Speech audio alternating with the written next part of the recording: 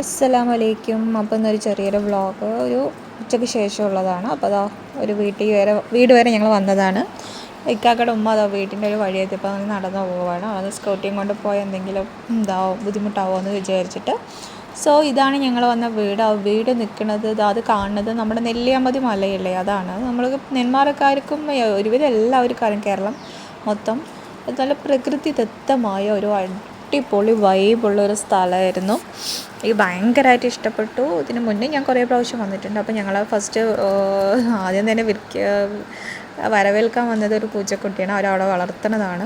നല്ല അടിപൊളി വൈബുള്ളൊരു സ്ഥലം. നല്ലൊരു ഞങ്ങൾ പോയ സമയം അങ്ങനെയായിരുന്നു, ഒരു രാത്രിയല്ല, വൈകുന്നേര സമയത്ത്. സോ ഇതാണ് ഇക്കാക്കയുടെ ഉമ്മാടെ അനിയത്തിയാണ്. അപ്പോൾ അനിയത്തിൻ്റെ ഫ്രണ്ടാണ് അവിടെ നിൽക്കുന്നത്. അത് പേരക്കുട്ടികളാണ്.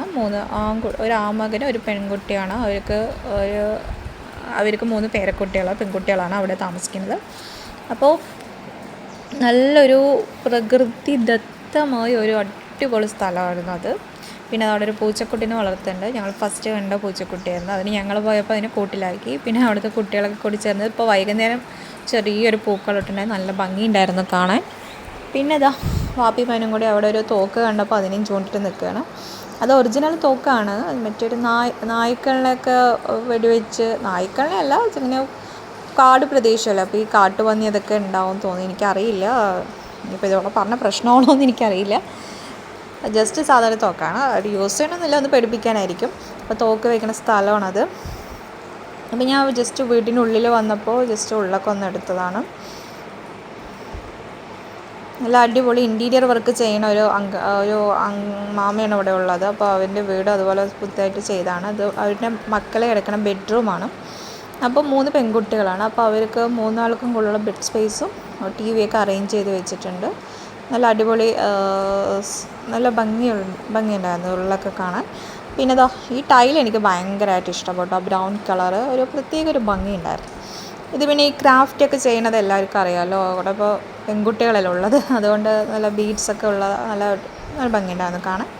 പിന്നെ ഞാൻ പിന്നെയും മുറ്റത്തിറങ്ങി. എനിക്ക് എന്തോ അവിടുത്തെ മുറ്റം, മല, ചെടികൾ, എനിക്ക് ചെടികൾ ഭയങ്കര ഇഷ്ടമുള്ള ഒരാളാണ് ഞാൻ.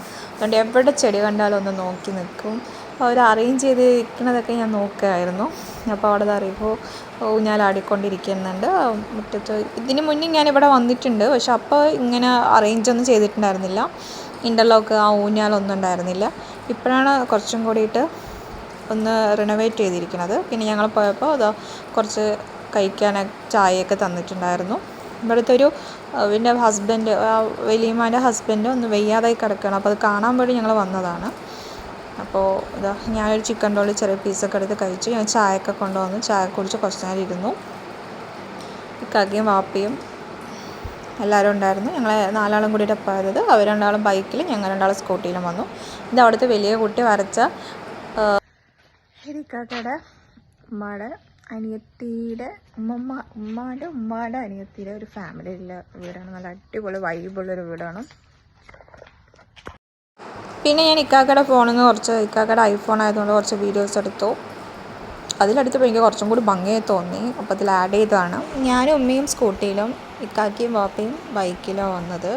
സോ ഇതവിടെ ആ മാമ മേടിച്ച പുതിയ കാർ, ഇലക്ട്രിക് വണ്ടിയാണ്. അതൊക്കെ ഞാൻ ജസ്റ്റ് ചെടികളും മുറ്റും അതൊക്കെ എനിക്ക് ഭയങ്കരമായിട്ട് ഇഷ്ടപ്പെട്ടു. ആ മലയൊക്കെ കാണാൻ എന്താ ഒരു ഭംഗിയായിരുന്നു. അത് നമ്മൾ ഈ വീഡിയോയിൽ എനിക്ക് അങ്ങനെ അറിയുന്നില്ല, കാണിച്ചു തരാൻ പറ്റുന്നില്ല. പക്ഷെ നേരിട്ട് തന്നെ കാണണം. ഭയങ്കര ഭംഗിയുള്ളൊരു സ്ഥലം, പ്രകൃതിയുടെ ഒരൊറ്റ നടുക്കൊരു വീട് തന്നെ പറയാം. റിസോർട്ട് പോലെ തോന്നി എനിക്ക് ആ ഒരു സ്ഥലമൊക്കെ. നല്ല അടിപൊളിയുണ്ടായിരുന്നു. റിഹോന് ഭയങ്കര ഇഷ്ടപ്പെട്ടു. ഒരു പഴയ വീടാണ്, പക്ഷെ അതിന് ചുറ്റും ഒരു പ്രത്യേക ഒരു ഭംഗിയായിരുന്നു കാണാൻ. ചെടികൾ ഏത് വീട്ടിനും മനോഹരമാക്കണ്ട. പിന്നെ അതവിടെ കുറേ 10 മണി ഈ ചെടികളൊക്കെ രാവിലെ വരുമ്പോൾ എന്ത് ഭംഗിയായിരിക്കില്ല കാണാൻ. ഇപ്പോൾ അത് വൈകുന്നേരം ആയതുകൊണ്ട് അത് വാടിക്കിടക്കുകയാണ്. രാവിലെയൊക്കെ ആകുമ്പോൾ നല്ല ഭംഗിയായിരിക്കും. യെല്ലോ കളറും റെഡ് കളറും ഫ്ലവേഴ്സായിരുന്നു, നല്ല ഭംഗിയുണ്ടായിരുന്നു. പിന്നെ അതിൻ്റെ ബാക്ക് ഫുള്ള് റബ്ബർ തോട്ടമാണ്. കുറേ റബ്ബർ ഷീറ്റൊക്കെ അവിടെ ഉണക്കാനിട്ടിട്ടുണ്ടായിരുന്നു. സോ ഞങ്ങൾ പിന്നെ കുറേ സപ്പോട്ട മരം, കുറേ എന്തൊക്കെയോ ഉണ്ട്. ഞാൻ ജസ്റ്റ് എല്ലാം ഒന്ന് കവർ ചെയ്യാനൊന്നും പറ്റിയില്ല, ജസ്റ്റ് വെറുതെ ഒന്ന് എടുത്തേ ഉള്ളൂ. സോ എൻ്റെ വീഡിയോസ് ഇഷ്ടപ്പെട്ടാൽ ലൈക്ക് ചെയ്യുക, ഷെയർ ചെയ്യുക, കമൻറ്റ് ചെയ്യുക, സബ്സ്ക്രൈബ് ചെയ്യുക. Thank you.